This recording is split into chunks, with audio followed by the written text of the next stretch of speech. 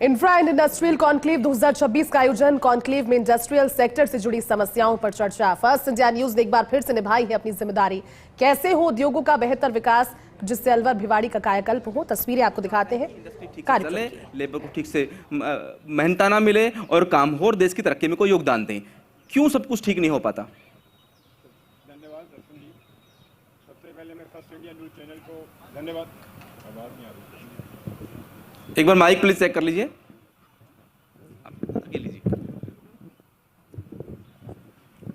धन्यवाद। Hello hello, सबसे पहले मैं फर्स्ट इंडिया न्यूज चैनल को धन्यवाद देना चाहूँगा कि जो आज आपको अपने हमारे यहाँ आमंत्रित किया। आपने मेरे से पूछा कि यहाँ भिवाड़ी में पोल्यूशन क्यों है। ये तो सब जानते हैं कि भिवाड़ी आज नहीं बना, भिवाड़ी 74 से बना हुआ है, और कुछ ऐसी चीज़ें हैं जो पहले भी थी और आज भी हैं। जहाँ तक आपने पोल्यूशन की बात की कि देखिए, पोल्यूशन तो जहाँ इंडस्ट्री लगेगी छोटा मोटा सभी जगह आएगा, लेकिन इस ढंग से जो हमारे पास जो हमारे साथ परिस्थितियाँ कर रखी हैं वो परिस्थितियाँ एक्चुअल में नहीं है।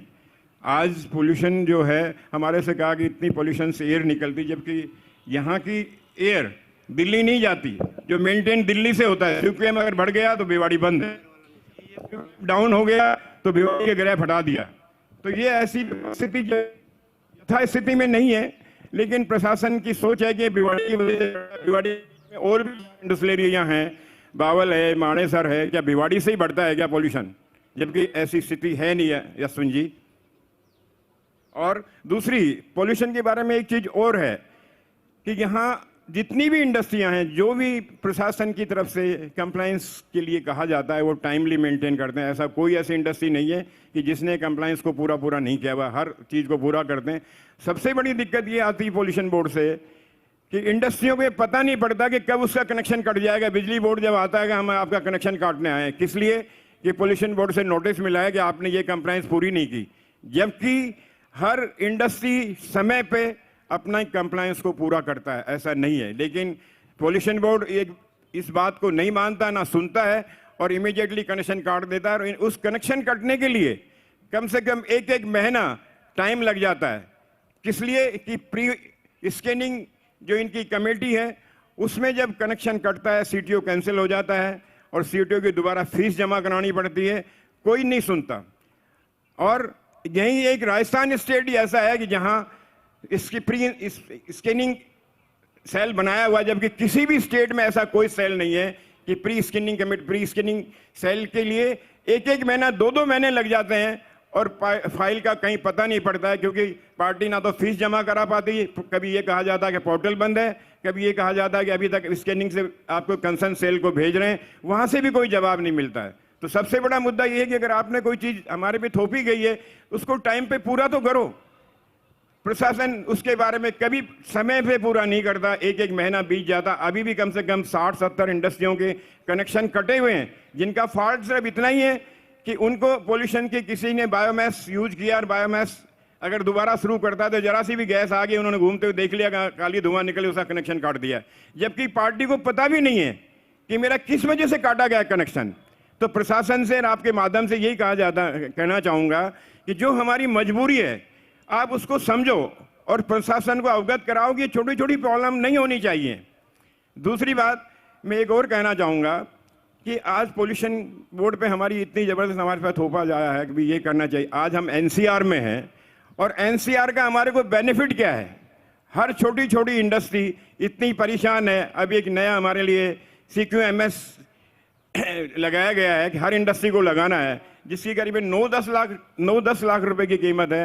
हर छोटी इंडस्ट्री तो अफोर्ड ही नहीं कर पाएगी, और जिसके लिए जो एजेंसी अपॉइंट की है प्रशासन ने, अभी तक उसके पास 6-6 महीने 8-8 महीने का टाइम है इंस्टॉल करने का। तो मैं प्रशासन से यही कहना चाहूँगा उसका समय बढ़ाया जाए, जाकि उसकी 31/12/2025 डेडलाइन थी जो कि जा चुकी है, और अभी ये कहा जा रहा है कि आप ऑर्डर दो। पहले ऑर्डर देने का भी क्या फ़ायदा जब 6 महीने से प्रोडक्ट नहीं मिलेगा, तो उसका क्या फ़ायदा? मेरा कहने से यही चाहूँगा कि कम से कम उसका समय बढ़ाया जाए, ताकि इंडस्ट्री पीसफुली अपना काम कर सके। क्योंकि यहाँ ऐसा फरमाया जाता है कि नहीं इमीडिएटली करो, नहीं आपका ये हो जाएगा। तो इंडस्ट्री अपने ऐसे टेरर में आ जाती है कि भाई क्या करें क्या नहीं करें। तो छोटे छोटे आपके माध्यम से ये कहना चाहूँगा कि यहाँ भिवाड़ी इतना ऐसा नहीं है जो इतना हाईलाइट किया जाता कि भिवाड़ी इतना पॉल्यूटेड है।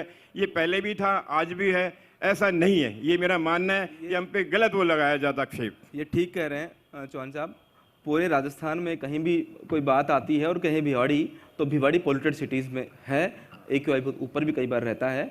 उसमें अकेला योगदान कोई इंडस्ट्री का नहीं है, ये भी सही है। नितिन जी, OCMS जो मशीन लगाने की बात है, आप कहेंगे कि वित्तीय सक्षमता कई जो छोटे यूनिट्स हैं उनके नहीं है, लेकिन पर्यावरण भी बचाना है, क्या होना चाहिए?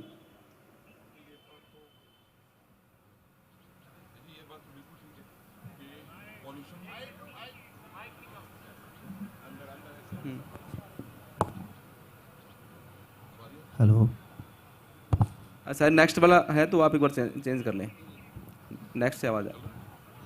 देखिए, ये बात तो बिल्कुल ठीक है कि पॉल्यूशन किसी भी तरह से जनरेट हो रहा है, उसको कंट्रोल में करना ही चाहिए। अगर पॉल्यूशन के जनरेशन को कंट्रोल नहीं किया जाएगा तो आगे प्रॉब्लम हो सकती है, लेकिन उसको कंट्रोल करने के बहुत सारे ऐसे साधन हैं जो कि ऑलरेडी इंडस्ट्रीज कंप्लायंस को लेकर के और चल भी रही है। मुझे लगता है काफ़ी हद तक हम लोगों ने उसे कंट्रोल भी किया, लेकिन OCMS का जो इक्विपमेंट लगाने की बात करी जा रही है वो इकोनॉमिकली वायबल नहीं है। माइक्रो और स्मॉल इंडस्ट्रीज के लिए तो बिल्कुल भी नहीं। मीडियम और लार्ज इंडस्ट्रीज के लिए ठीक है, वो करा भी जा सकता है, लेकिन इसको माइक्रो और स्मॉल इंडस्ट्रीज के लेकर इसको एग्जेम्प्ट रखना चाहिए। अगर वो इंडस्ट्रीज एग्जेम्प्ट नहीं करी जा सकती हैं तो इस इक्विपमेंट के ऊपर 100% एग्जेम्पशन सरकार को अपनी तरफ से देनी चाहिए। मुझे ऐसा फील होता है, लेकिन हमारी ऐसे सोच है। मुश्किल ये है कि भी कैसे नापा जाए, पोल्यूशन बढ़ेगा। और ये लगातार एक बात और भी आती है कि जो बहुत बड़ी इंडस्ट्रीज हैं वो फिर भी पोल्यूशन कम करती हैं, छोटी इंडस्ट्रीज में ज़्यादा दिक्कत है। देखिए, जब कोई माइक्रो और स्मॉल स्केल एंटरप्राइज को वर्कआउट कर रहा है तो ऑलरेडी उसके पास जो बॉयलर है या जिसमें से उसके एफ्लुएंट्स निकल रहे हैं वो छोटी कैपेसिटी के होते हैं। और अगर उसके बाद भी मॉनिटरिंग के बाद ये समझ में आता है कि इसके साथ ऐसा नहीं करा जा सकता कि इसे एग्जाम किया जा सकता, तो उस डिवाइस के ऊपर 100% एग्जाम्पशन देना वो सरकार को इंश्योर करना चाहिए। सरकार इसमें आर्थिक मदद करे, मदद करनी चाहिए, क्योंकि वो बैकबोन है किसी भी इकोनॉमी के लिए। कोई भी अगर माइक्रो स्मॉल स्केल एंटरप्राइजेज होता है, अगर वही नहीं रहेगा तो फिर आगे कैसे अपलिफ्टमेंट आ सकती है। जसबीर जी, आप यहाँ सरपंच भी रहे, BMA में सेक्रेटरी रहे, अब दूसरी बार आप अध्यक्ष हैं, तो भिवाड़ी को आपसे ज़्यादा कोई जानता नहीं है। जब भिवाड़ी का एक ये आया कि जिस तरह विकास चल रहा है, बहुत सारी नई चीज़ें आनी थी, हमें ग्रेटर भिवाड़ी, ग्रेटर नोएडा की तर्ज पे, गुरुग्राम की तर्ज पर बनाना था। कहाँ हम पीछे छूट गए, क्यों नहीं हो पाया, किसकी कमियां रही? पहले तो मैं फर्स्ट इंडिया न्यूज़ का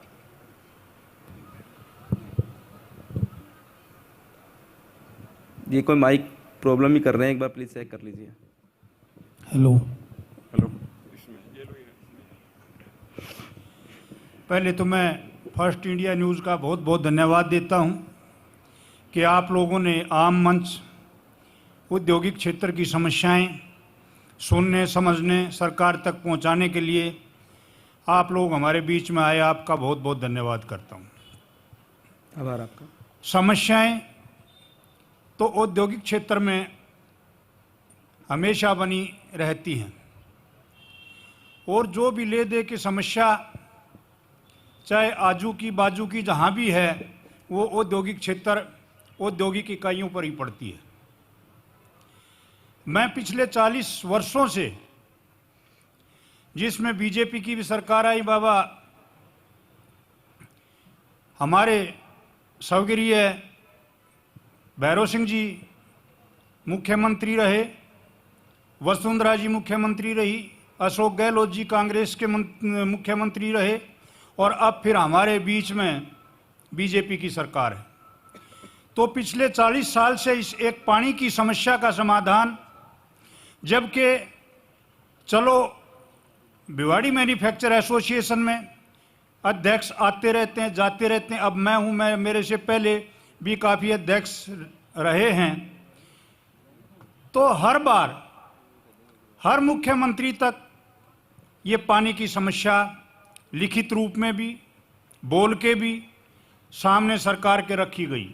जबकि हमारी तीनों तरफ हरियाणा लगता है और औद्योगिक क्षेत्र बसने के कारण हमारे हरियाणा के आजू बाजू के क्षेत्रों में भी काफ़ी कॉलोनियाँ बस गई, और जिनका पानी का फ्लो भी हमारे राजस्थान में से होकर वापस हरियाणा में गुजरता है।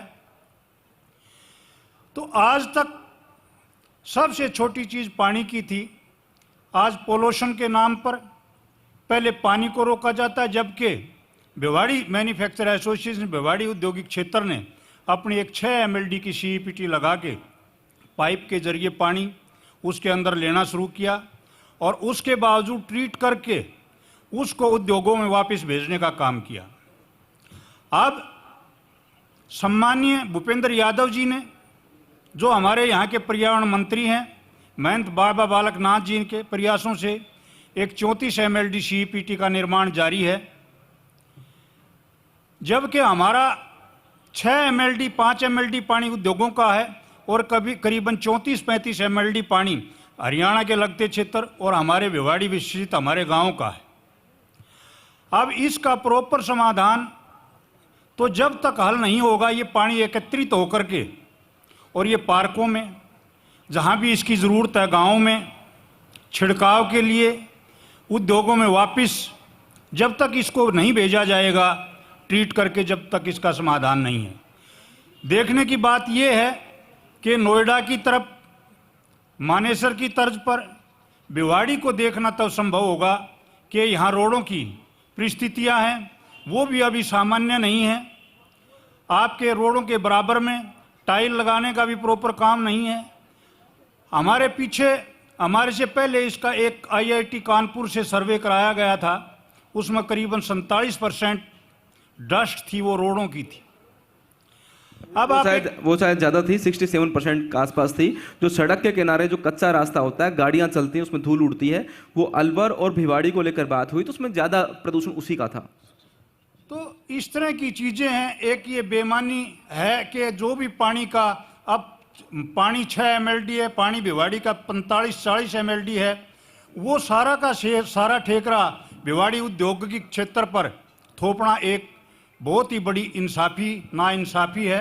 सरकार को टाइम रहते इस पानी का समाधान, रोडों की समस्याएं और खुद जो NCR का हमारा हक बनता है वो दिला के, या इसको NCR से बाहर निकाल के हम रोडों को बसाया जाए, ताकि ये हमारा औद्योगिक क्षेत्र नोएडा की तर्ज पर, JDA की तर्ज पर विकसित हो सके। तो मेरा सरकार से आपके माध्यम से ये पहुंचाने का कोशिश है कि आप इनको सुचारू रूप से विकसित करेंगे तो हमारा भिवाड़ी क्षेत्र जो खामखा एक बेमतलब की, बेवजह की बदनामी झेल रहा है, उससे दूर होगा और हम इससे निजात पा सकेंगे। बिजली को लेकर भी राजस्थान आत्मनिर्भर होने की अग्रसर है, मुख्यमंत्री का फोकस है, कैसे ज़्यादा आए। शायद अशोक जी इस पर ज़्यादा अच्छा बोल पाएँ कि बिजली ट्रिपिंग को लेकर थोड़ी समस्या रहती है और एक इमोशनल कार्ड भी चलता है कि डोमेस्टिक बिजली क्यों नहीं आ रही, खेतों में क्यों नहीं मिल रही है। बाकी उतना ही परेशान इंडस्ट्री भी कहीं होती है। उम्मीद है कि बहुत जल्दी राजस्थान इसमें आत्मनिर्भर भी होगा। देखिए, सबसे पहले तो मैं आपको इसलिए धन्यवाद देना चाहता हूं कि लगभग 30-31 साल मुझे इस भिवाड़ी में उद्योग लगाए हो गया और प्रथम बार मैं ऐसा देख रहा हूं कि इंडस्ट्रीज़ की समस्याओं के लिए कोई मंच मीडिया ने एक तैयार किया है। बहुत बहुत धन्यवाद। बट जहाँ तक बिजली का सवाल है, अनेकों समस्याएं हैं। मैं एक बात कहना चाहता हूँ कि जो उद्योग हैं, जितनी बिजली वो कंज्यूम कर रहे हैं उसका वो बिल तो दे रहे हैं ना प्रॉपर टाइम पे, और अगर नहीं दे रहे हैं तो उनके पीछे तलवार लगी हुई है। केस यहाँ तक हैं कि एक व्यक्ति, मैं भी भुक्तभोगी हूँ उसका, कोई अगर इंडस्ट्रियल प्लॉट खरीदता है किसी भी दूसरे से और 20 साल पहले का कोई बिजली का बिल उस प्लॉट के ऊपर बकाया है, 3 बार वो प्लॉट बिक चुका है, 3 बार इंडस्ट्री चालू हो चुकी है, 3 बार बिजली बोर्ड उसको NOC दे चुका है, 3 बार उनकी अर्नेस्ट मनी रिफंड कर चुकी है, सिक्योरिटी मनी, लेकिन चौथा फंसा कौन? अशोक जैन। उसको कहते हैं भैया वो जो पहले जिसने मर्डर किया था ना, आपको फांसी उसकी है, और नहीं आप फांसी पे तैयार हैं तो आपकी बिजली काट दी जाएगी। मैं ये पूछना चाहता हूँ, सभी मेरे इंडस्ट्री भाई बैठे हैं, कि जो अपराध मैंने नहीं किया, तीनों को तो आपने सर्टिफिकेट दे दिया, बिल्कुल क्लीन चिट दे दी। चौथे आदमी को कौन सा कानून है? बोलते हैं साहब प्लॉट जिसके पास होगा उसी को सजा मिलेगी। क्या ये कानून है? आप कोई भी चीज का समाधान हो सकता है। एक एक इंडस्ट्री वाला कितनी प्रॉब्लम झेलता है, 15, 20, 25 डिपार्टमेंट को वो झेलता है। क्या सरकार चाहे तो एक बिजली के डिपार्टमेंट को या बिजली डिपार्टमेंट चाहे तो क्या नहीं कर सकता?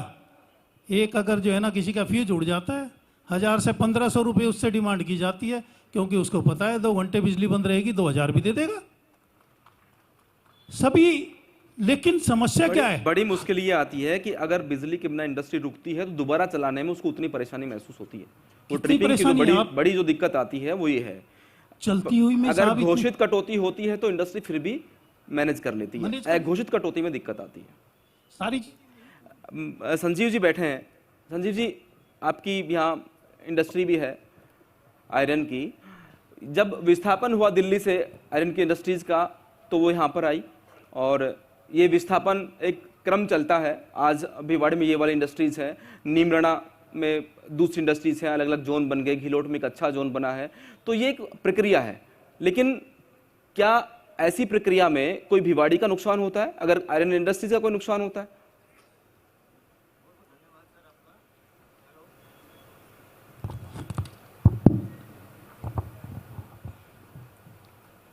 हाँ, फर्स्ट इंडिया न्यूज़ को बहुत धन्यवाद देता हूँ मैं इस क्वेश्चन को उठाने के लिए। भिवाड़ी जो है पहले स्टील इंडस्ट्री का हब होता था। आजकल चूँकि बिजली के रेट्स काफ़ी बढ़ा दिए गए हैं गवर्नमेंट द्वारा, तो इंडस्ट्री धीरे धीरे ख़त्म होती जा रही है। यहाँ पे steel industry, scrap processing units, TMT बार, सरिया बनाने की यूनिट्स बहुत थी। धीरे धीरे क्योंकि लोगों की वायबिलिटी नहीं बैठ पा रही, तो बिजली के चलते यहाँ पे इंडस्ट्री ख़त्म होती जा रही है। जो अब स्टील ज़्यादातर बाहर से आ रहा है, उड़ीसा से, बंगाल से, जो कि राजस्थान में बन सकता है आराम से, इतना बड़ा प्रांत है राजस्थान अपना। तो यहाँ पे अभी क्या है, इन लोगों ने हमारी सरकार ने अभी रेट बढ़ा दिए। पहले 6.5 रुपये 30 पैसे थे, अब 7 रुपये 50 पैसे कर दिए। जैसे कि उसने 1 रुपया सरचार्ज लगा दिया एडिशनल। उसकी वजह से इंडस्ट्री धीरे धीरे गर्त में चली गई, क्योंकि उनकी वायबिलिटी दूसरे राज्यों से कम्पीट नहीं कर पा रहे। जैसे उत्तर प्रदेश में ओपन एक्सेस यहाँ पे मिलती थी कि प्राइवेट बिजली ले लो बाहर से, तो यहाँ पे सरचार्ज लगा दिए गए ज़्यादा। अब लगभग 2 रुपये 26 पैसे से ज़्यादा पर यूनिट यहाँ पे सरचार्ज लगा दिया गया है। तो जो और इसमें एक जो सरकार ने किया है कि आप भले प्लांट जैसलमेर में लगा लो, लेकिन आपको बिजली यहाँ मिल जाएगी, एक बड़ा अच्छा। हाँ, वो इन्होंने कैप्टिव पावर के लिए किया है। तो कैप्टिव पावर में बाहर हमने लगा लिया यूनिट, जिसने भी सोलर पावर लगा लिया कि कोई भी लिया। बड़ा अच्छा क्वेश्चन किया आपने, सोलर के बारे में पता किया। तो जितनी भी स्टील इंडस्ट्री है, स्टील इंडस्ट्री होती है पावर इंटेंसिव यूनिट। तो पावर इंटेंसिव यूनिट इन्होंने गवर्नमेंट ने डिक्लेयर नहीं करी स्टील इंडस्ट्री को, जबकि ये 24 आवर्स रनिंग प्लांट होते हैं, तो 24 घंटे बिजली को कंज्यूम करते हैं। इनका लोड फैक्टर भी हमेशा 50% से ज़्यादा ही आता है, 70-80% आता है। तो इन्होंने पावर इंटेंसिव यूनिट एक तो डिक्लेयर करनी चाहिए सरकार को स्टील इंडस्ट्रीज़ के लिए, ताकि जो ये सोलर प्लांट बाहर लगाते हैं तो उसका इनको बेनिफिट और ज़्यादा रिप्स में मिल जाए। अभी रिप्स के अंदर उसका बेनिफिट नहीं मिल पा रहा है। तो सोलर पावर कैप्टिव प्लांट जब भी लगाएगा उद्योगपति, जब उसको रिप्स में ज़्यादा बेनिफिट मिल पाएगा। रिप्स का अगर बेनिफिट मिलेगा तो उसका इन्वेस्टमेंट और ज़्यादा करेगी, और ज़्यादा स्वच्छ ईंधन आदमी पैदा कर पाएगा और वो अपने कैप्टिव यूज में इस्तेमाल करेगा। स्वच्छता में काम तो कोशिश हो रही है कि किया जाए। अध्यक्ष जी, मैं आपसे पूछना चाहूँगा कि लगातार बहुत सारी बैठकें हुई हैं जल भराव की समस्या को लेकर।